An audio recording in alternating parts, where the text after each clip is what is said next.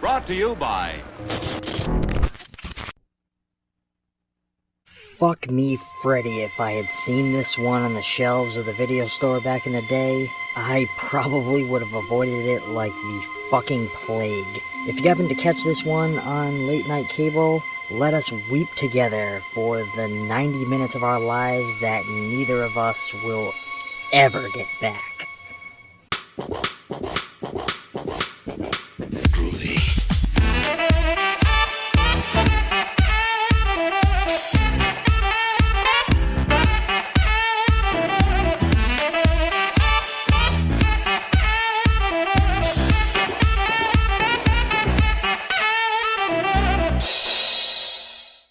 Holy shit!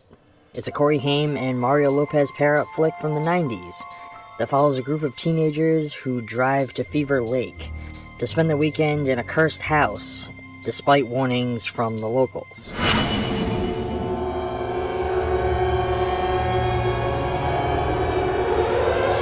This was a film that premiered in 1997 and was released direct-to-video only a few days later, just in time for Halloween.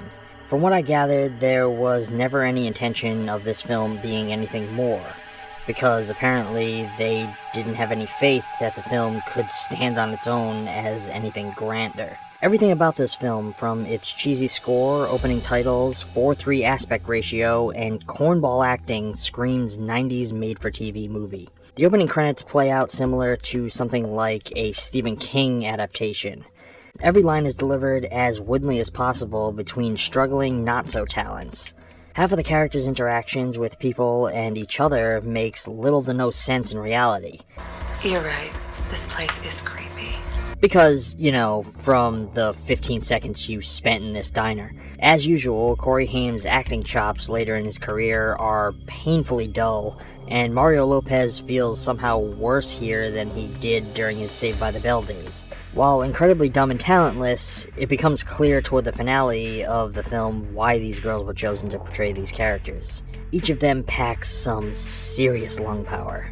The whole film cuts like a textbook made-for-TV film, featuring basic shot-reaction shot sequences, bland, rigid camera techniques, some of which feel poorly placed.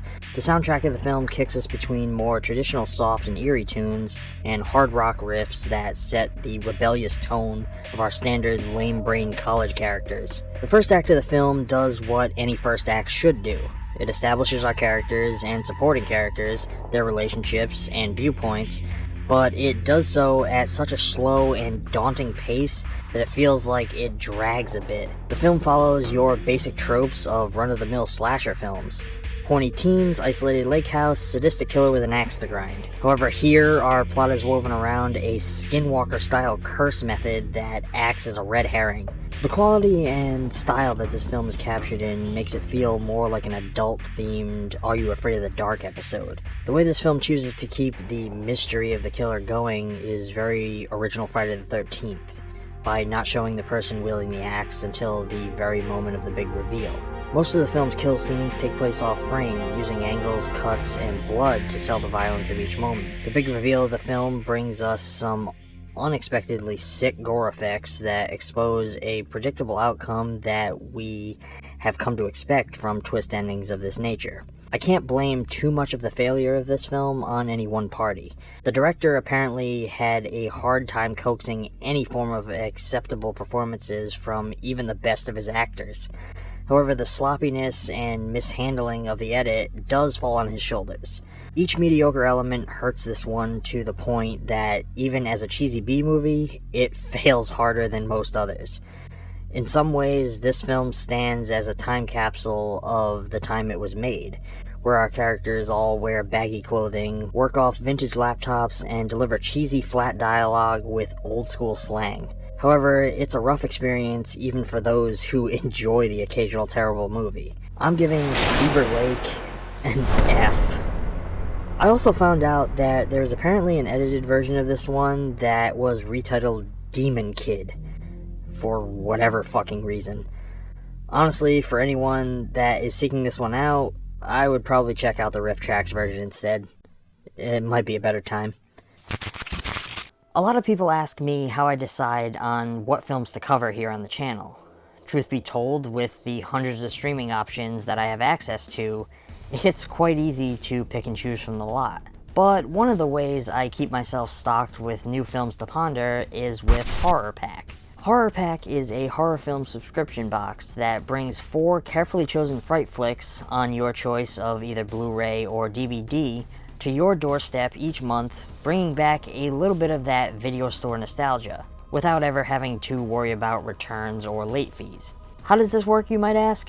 Using our affiliate link down in the description, just head on over to horrorpack.com. Choose your plan of either DVD or Blu-ray. Select the payment option that best suits your needs. The longer the plan, the more you save. The Frightful staff packs and ships your horror pack to you, so one day you wander out to your mailbox and find a tightly packaged nightmare waiting for your viewing pleasure. As I mentioned, Horror Pack offers a variety of payment plans that best fit your needs, starting at just $24.99 a month for a month-to-month plan. And the best part, not only are you introducing yourself to a whole new world of horrors, hassle-free, but you're watching your collection grow without ever having to lift a finger. So get yourself Horror Pack and grow your horror collection today.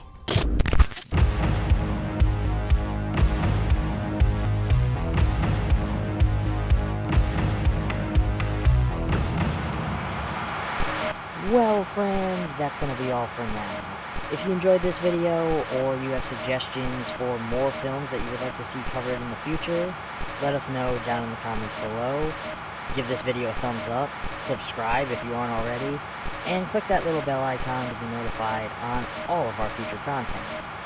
If you'd like to help ETF keep making content, please consider supporting us on Patreon. You don't have to give a lot, every little bit helps us stave off the darkness, and get you some fun little rewards at the same time. Until next time, stay safe, keep embracing film, and thanks for watching.